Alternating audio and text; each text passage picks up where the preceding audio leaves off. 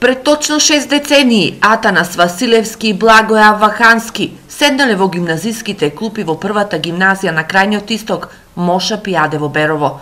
Оттаму по матурирањето запловиле во животот.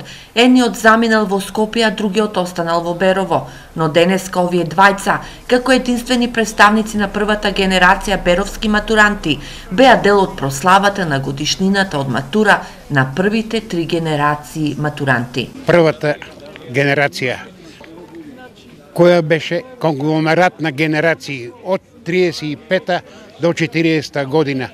Вкупно 5 клас записани 210 ученика, матурирале, дошле до матура само 80. Оживуваме некои моменти од младоста, од периодот на ученичките денови. Сите матуранти уште лани си ветија дека секоја година ќе се собираат и ќе се дружат подсетувајќи се на убавите години од гимназиското другарување. Слабо се организираме и слабо имаме веќе луѓе. И одлучиме, лани беше првата, денеска е втората средба на 3 генерации матуранти. Возбудена сум пред се. Мило ми е што ги гледам поранешните соученици. Радувам се што има доста и живи од нас, доста и починаа. На секоја средба сум учесник.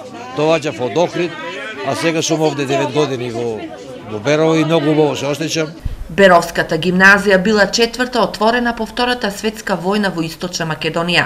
Овде учеле ученици од целиот регион и за старите матуранти оваа гимназија е најголемата инвестиција во Источна Македонија. У Делчево немаше гимназија.